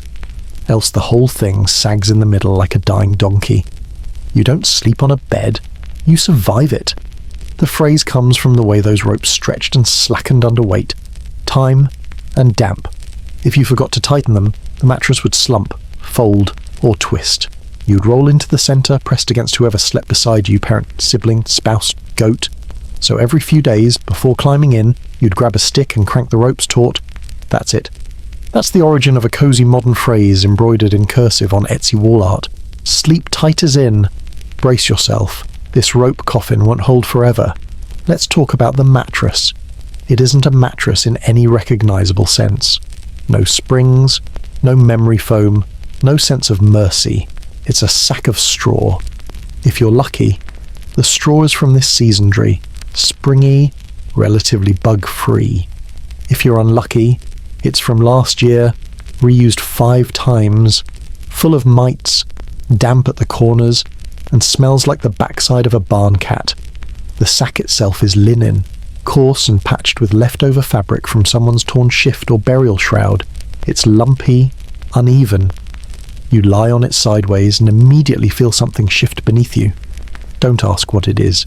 It's best not to know. Over time, the straw breaks down into dust and crumbs and warmth, which sounds comforting until you remember that warmth attracts things. Insects, lice, fleas, sometimes rats, sometimes people you didn't invite. No one sleeps alone unless they're rich or exiled. Beds are shared, often 3 to 5 people in a row. You all lie in the same direction, or alternating heads and feet, or curled up in spoon formations that turn slowly in the night like rotisserie chickens. Body heat is currency, but it comes with a price. You wake up with someone's elbow in your face, someone's foot on your rib, and someone's breath in your hair. You smell everything. Sweat, ale, the lingering scent of dinner, and something else slow and constant that you suspect might be the mattress itself decomposing under you. There are stains. Of course there are stains. You can't wash a straw mattress. You can, technically, empty it, beat the straw, refill it, and sew it shut again. But who has time for that? You do what everyone does. You flip it over and pretend the other side is cleaner. It isn't. One side smells like feet and smoke. The other smells like mildew and sin. So you lie down carefully, positioning your body between the worst creases, and you hold still. Moving too much makes the ropes creak, and creaking wakes people, and waking people causes conversations. You don't want those. You want quiet. But quiet is rare, because the bed is alive. It groans. It sways. It shifts. And so does the stuff inside it. Rats nest in the corners. Fleas jump freely from person to person, declaring war with every bite. You scratch. In your sleep, in your dreams, in the daylight. You scratch and scratch and scratch. And the next morning, someone scolds you. Don't scratch so loud. It wakes the baby. You apologize. For your skin. For your body. For the bed you didn't choose and can't escape. Sometimes, if you're lucky, you get a bed of your own. A marital bed. You think it'll be better. More space. Better straw. Privacy. But instead, you discover new horrors. Your husband snores like a dying bellows. The mattress groans with every shift. And beneath the sheets, the evidence. Because marital beds are sacred, which means they're rarely washed. They hold things. Sweat. Blood. Semen. Tears. Aromas that no linen can hide. You try to sleep, but the pillow is damp, not wet, just not dry. The quilt smells faintly of old onions and lard, and the sheets, they used to be white. Now they're history. Literal parchment for a story you never asked to be written on your skin. And just when you think it can't get worse, the rope breaks. Midnight. The whole bed collapses to the floor with a thud that wakes everyone in the house. Even the chickens. Your husband curses. You laugh softly, desperately. Because what else is there to do? You lie on the floor, on the rushes, and you think maybe this is better. No ropes, no sag, no mattress pretending to be comfortable. Just cold stone, honest, unforgiving, flat. Here's your punchline. The phrase sleep tight still gets passed down, still embroidered on pillows, still used in bedtime stories whispered into freshly shampooed hair. But back here, back in this straw sack century, it means good luck. It means hope the ropes hold. It means brace yourself, because tonight's sleep might involve rodents, stains, and something warm and wet you really don't want to identify. So next time someone tells you to sleep tight, smile, nod, and whisper back. We'll try not to fall through the ropes and land in someone else's bodily fluids, because that's the real Tudor lullaby, and honestly, it still keeps better time than a mattress full of straw and regret. You wake up every day inside a story that isn't yours. The lines have already been written. You know your role, you know your cues. Rise early, prepare food, endure what comes, keep quiet. No one hands you a script, but you've memorized it just the same, because it's the only one you've ever seen performed. You don't choose the setting, the house, the village, the marriage. You don't choose the costume. The dress is chosen for your modesty, the colour for your status, the veil for your virtue. Even your name belongs to someone else now. Your father's, then your husband's. You speak it when called, but it echoes back to you like something borrowed. You don't write the dialogue. You're spoken to. You're spoken about, but rarely with. No one asks you what you think. Not about the weather, not about your body, not about the man who climbs into your bed and treats your silence as consent. Your feelings are considered decorative, not useful, not necessary, not real. What matters is how well you perform, how well you smile when spoken to, how well you bleed when expected, how well you disappear in public and reappear in time for dinner. You're expected to exist in the background, polite, present, perpetually fading. If you're rich, your role is painted in oils and sealed in gold frames. Your life is embroidered into tapestries. You become a symbol of fertility, loyalty, grace. If you're poor, no one paints you at all. You're seen only when you make a mistake, when your child cries too long, when your skirt lifts too high in the wind, when your husband's temper flares in front of the neighbours. You learn to shrink, to pause before entering a room, to listen for footsteps, to speak only when you've been given permission, and even then softly. You are not the narrator, you are the background noise, the supporting role in a story about men and their wars, men and their trades, men and their legacy. Even your own children do not carry your name, they carry his. Your voice echoes, but it doesn't land. You learn to say what's safe. You learn to hold your thoughts like hot stones behind your teeth. You start to believe that the thinking part of you is a luxury, that dreams are for women with more space, more time, more silence. But silence is a crowded room here. You are always listening.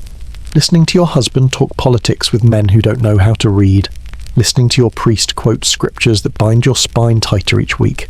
Listening to your mother-in-law whisper critiques of your cooking, your stitching, your body. Even your own thoughts come second. You know this when you feel something sharp and small stir in your chest, an idea, a question, a memory, and before you can speak it, someone else has filled the air. You nod instead. That's what's expected. You are agreeable. You're easy to live with.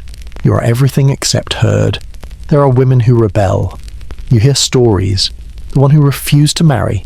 The one who taught herself to read. The one who ran off in a man's clothes and was never seen again. They are spoken of like weather events. Brief, disruptive, dangerous, and always followed by silence. The kind of silence that tells you exactly what would happen if you ever tried the same. So you don't. You stay. You survive. You live the story written for you, even when it itches at your skin like an ill-sewn hem, even when it cracks your teeth from clenching, even when it erases you one word at a time. You keep showing up for the part, because you don't know what else to do, because the stage is small and the exits are locked, because rewriting it seems impossible. You begin to forget what your own voice sounds like. You begin to answer questions with glances instead of words. You begin to find comfort in the repetition. Wake, work, obey, sleep. It becomes a lullaby, a trap you rock yourself to sleep inside. One day, a scribe visits the house. He asks to write down the family's history. He takes names, dates, trades. He asks your husband how many children you've had. He writes it down. He doesn't ask you what it was like. He doesn't ask how many you buried. He doesn't ask what their names meant when you whispered them in the dark. He just writes 7. That's your chapter. 7. Later, you read the ledger upside down as he leaves. You see the ink on the page. You recognize your name only because it's beside your husband's. Your story, 1 line. Your life, 1 tally. You don't cry. You expected nothing more. Because the truth is, you've always known, you're not the main character. You're not the author. You're the afterthought. And in this world, that's generous. Some women don't even make it into the footnotes. So you tuck yourself in. You stir the stew. You nurse the baby. You fold the linens that smell like other people's bodies. You watch the fire die down to ash. And you tell yourself, maybe this is enough. Maybe being written about is close enough to being real. But some nights, when the house is quiet and the wind sounds like someone remembering your name, you wonder what it would feel like to tell the story. Not live in it, not survive it, but own it. Speak it aloud, word by word, page by page, as if you mattered, as if your voice was more than breath behind a locked door, as if history hadn't already decided who gets to speak and who only gets to bleed. The candle burns too low. It wasn't supposed to last this long. Wax drips down the brass holder like sweat down a back. The flame shivers. then steadies, then leans as if it, too, is trying not to look. This is not how you imagined it. Then again, you weren't really allowed to imagine it, were you? No one told you anything useful. No one sat beside you with a steady hand and said, "This is what it will feel like." Your mother crossed herself. Your aunt gave you a jar of herbs and a warning you couldn't quite decipher. The priest said something about submission and divine duty. That was it. That was the entire preparation for tonight, the night when you become, officially and irrevocably, his. Your body was passed from father to husband like a parcel, now unwrapped, now opened, now used. You sit on the edge of the bed. Your shift is thin, the air is thick, and the candle is still burning. He hasn't touched you yet. Not really. But the way he looks at you, it's already happening. You think of all the rooms you've been in before this one. The kitchen, the field, the church. None of them felt like this. This is a stage, and you are a girl playing a role you didn't audition for. He fumbles with his belt. The leather creaks. The buckle clinks.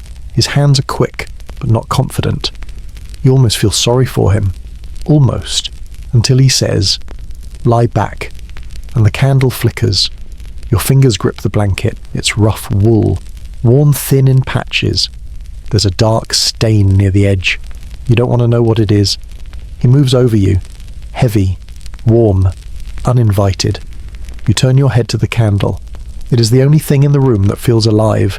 Its light glows against the wall, casting long shadows of the bed, of your bodies, of your stillness. You try to count the drips of wax. 1, 2, 3. You lose track around 5, because then it starts. The pain is not sharp. It's dull, deep, an ache that spreads like ink in water. Your legs stiffen. You don't cry. You don't gasp. You just leave. Not physically, that would be impossible. But you leave yourself. Your mind floats above the bed, above the mattress that creaks in protest, above the candle that now gutters with exhaustion. You hover in the ceiling beams. You pretend you are wood, unaffected, silent, splintered, but strong. You hear him breathe. You smell the ale on his neck. You taste metal, and then it's done. He rolls away. He doesn't say anything. Neither do you. The candle trembles. The wax puddles. You feel nothing, which is, in its own way, a kind of mercy. They told you it would hurt. They didn't tell you it would feel like dying in slow motion. Not the dramatic kind, the quiet kind. The kind where your breath goes shallow and no one notices, where your eyes glaze and no one looks, where your heart folds in on itself like parchment held too close to the flame. They told you to be brave, but no one told you to survive, because that part was assumed. He gets up to pour wine. His back is to you. You see the pale skin of his shoulders, the slope of his spine. He looks like a man who believes the task is complete. He has crossed a threshold, claimed what was his. You, lying beside him, are no longer girl. You are wife. You are used. You are no longer unknown. And somehow, that makes you invisible. He drinks. He sighs. He gets back into bed and turns away. The candle is nearly out. You think, this is what all the waiting was for. This is the mystery. This is the sacred. You touch your thigh. Sticky. Damp. You feel a burn that you know will ache tomorrow. You wonder if it's supposed to. You wonder if this means it worked. No one told you what success feels like. Only what failure looks like: a bloodless sheet, a silent husband, a scandal in the making. You pull the blanket over yourself. Your body feels smaller. Not lighter. Just reduced. Like something has been folded too many times and can no longer lie flat. You stare at the candle. The flame flutters. For a moment, you want to reach for it.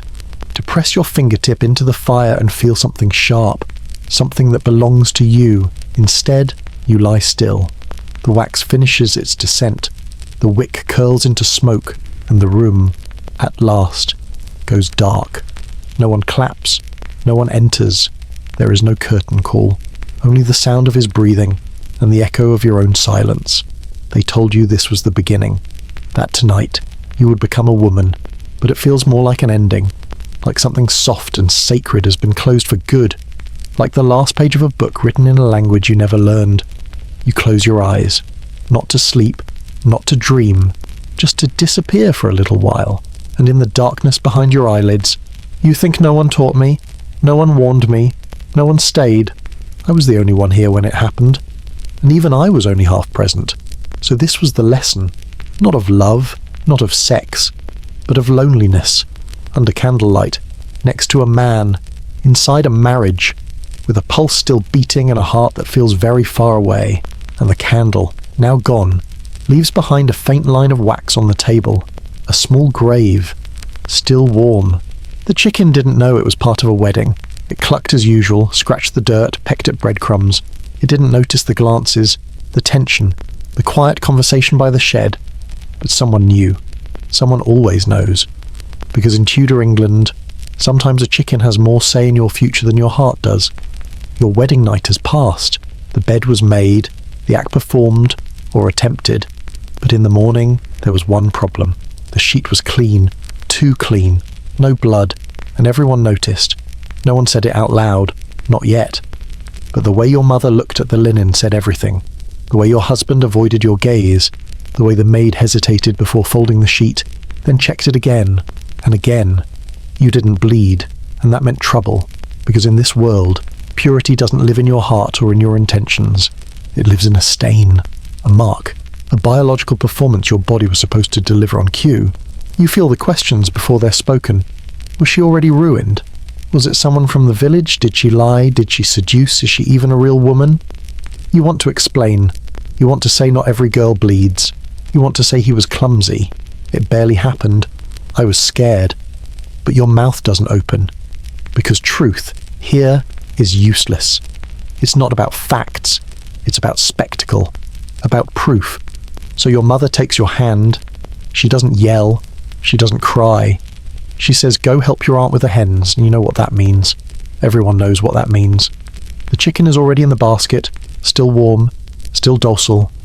She holds the knife like a hairpin, quick, precise. You don't look. You just press the handkerchief to the neck, catch the blood in the linen square your mother embroidered for your dowry. Tiny blue flowers at the edge, now stained deep red. You wring it gently, you breathe slowly, and when it's done, your aunt nods once. This time, she says, don't fold it too neatly.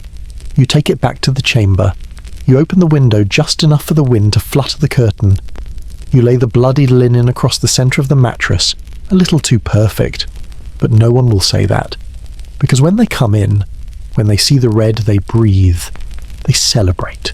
She was pure. She is good. The marriage is whole. They lift the cloth like a relic. Some households nail it above the door. Others hang it from a window for the neighbours to admire. Yours folds it into a chest beside the family silver. Preserved, honoured, a lie polished like truth. But you know, and so does the chicken. This isn't uncommon, it never was. There are whispered recipes for faking virginity.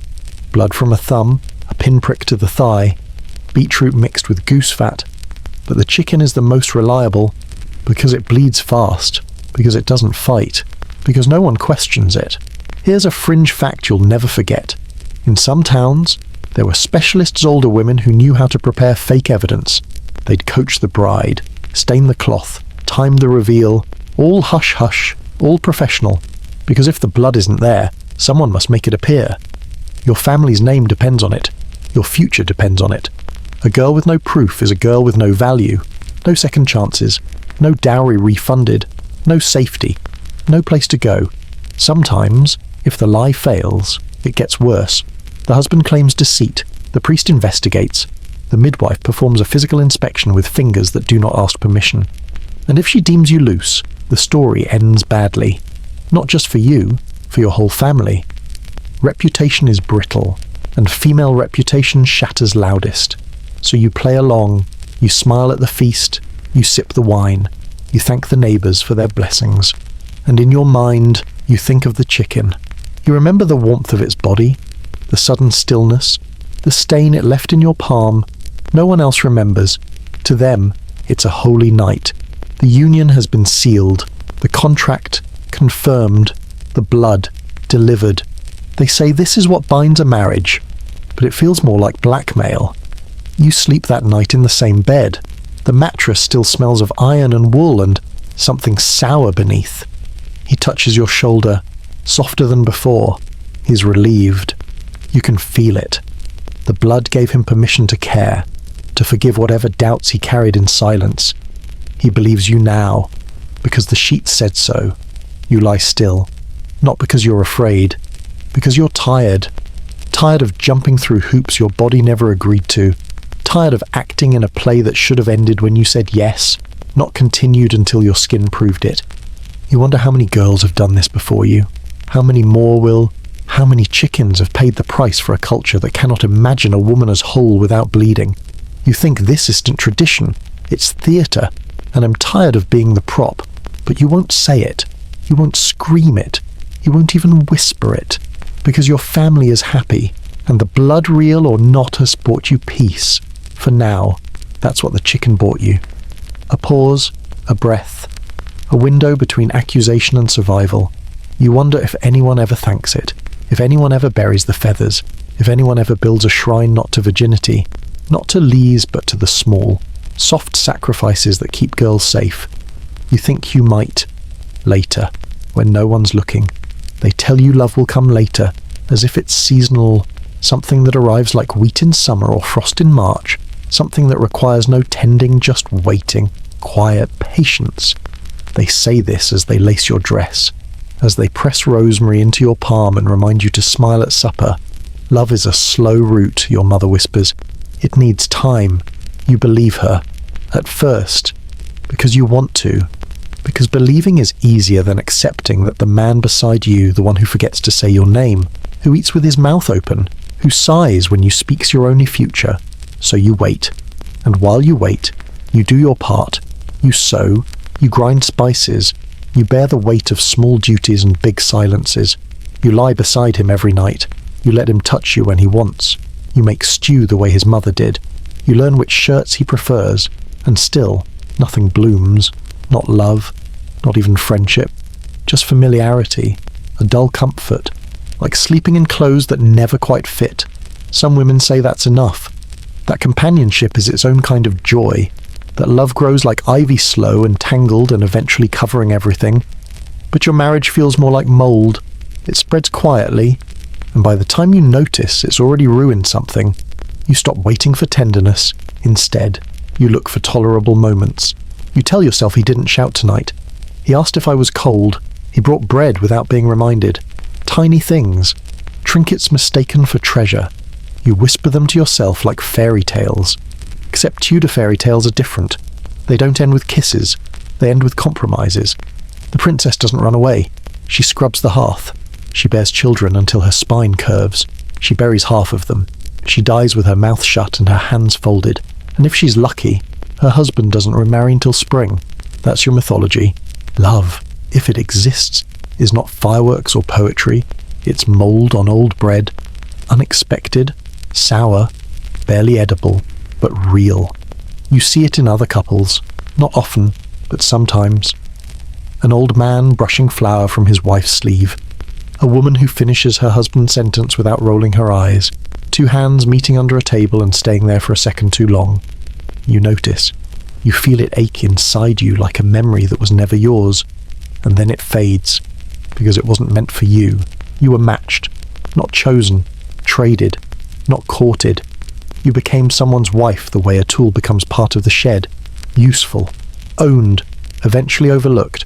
And maybe that's all love is here, acceptance dressed up in softer words. No one asks if you're happy. They ask if you're fed, if you're with child, if you've prayed today. Happiness is indulgent, private, almost sinful. You don't chase it. You collect smaller things. The warmth of bread in winter, the smell of lavender tucked into linen. The moment before dawn when everyone else is still asleep and you can imagine being someone else. That becomes your survival. One soft thought at a time. Still, you wonder. In quiet hours, when the bed is too warm and your thoughts too loud, what would it be like to be chosen, not for your dowry, not for your name, but for the sound of your laugh, for the shape of your hands, for nothing logical at all, just because you imagine it, someone looking at you like you're a poem, like you're something that cannot be replaced. You imagine it and then you let it go, because fantasy is dangerous. It stirs things. It makes the womb wander. It invites disappointment. You've learned that lesson. So instead, you perform.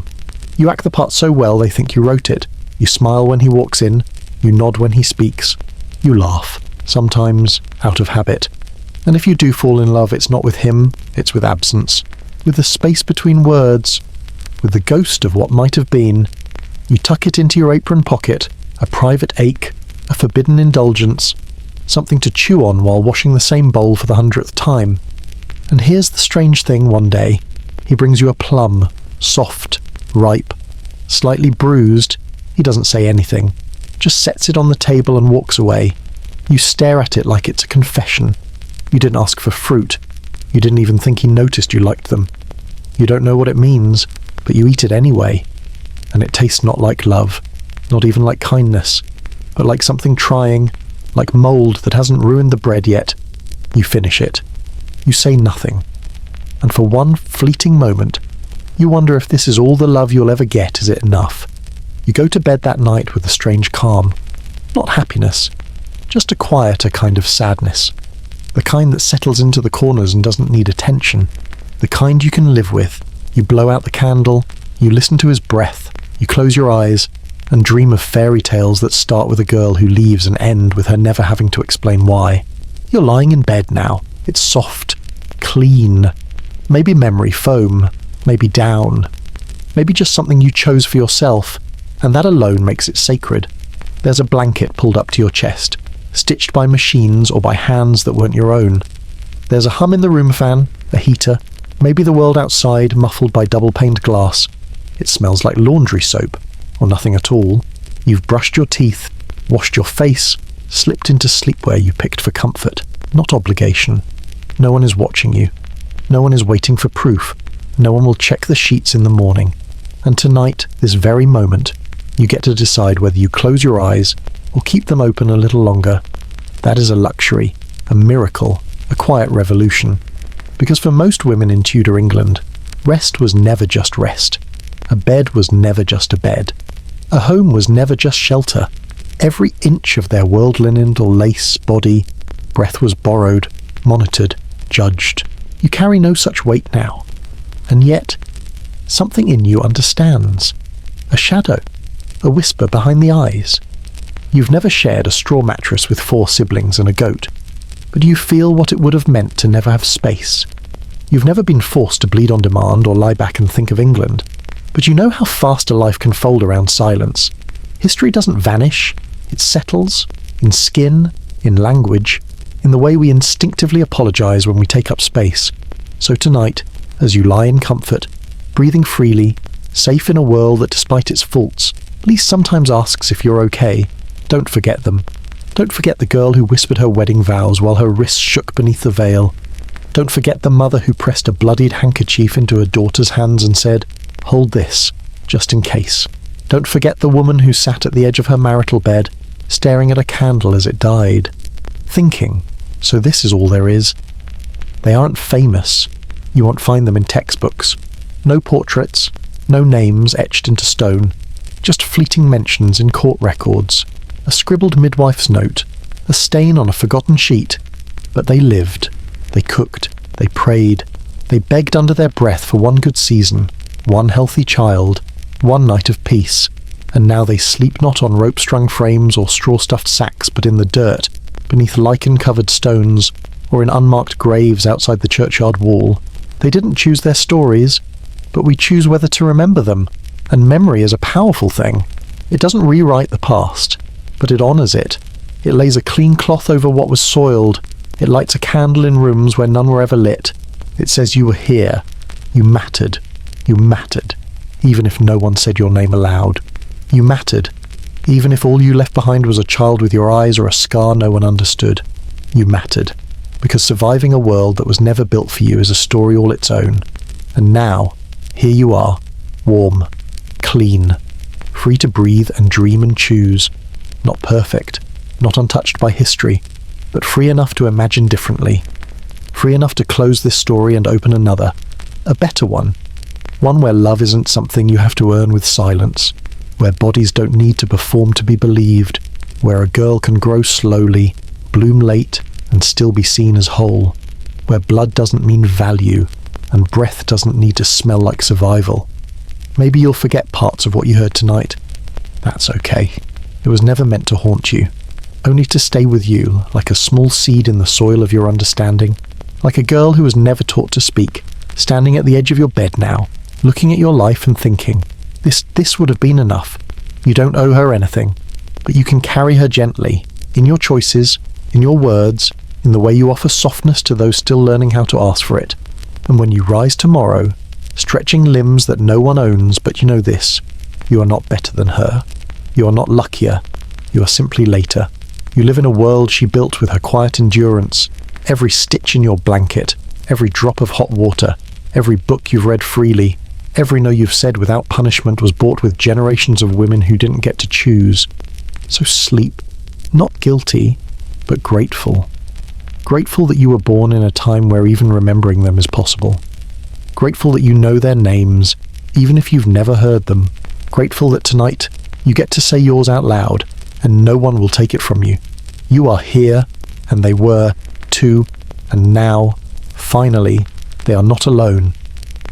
The wind outside hums, the dark folds around you like a page at the end of a chapter. You adjust your pillow, you exhale, and just before the quiet takes over, you remember one last thing: you are warm now. That's more than they had, and that, too, is a reason to keep the candle lit a little longer, just long enough to remember them.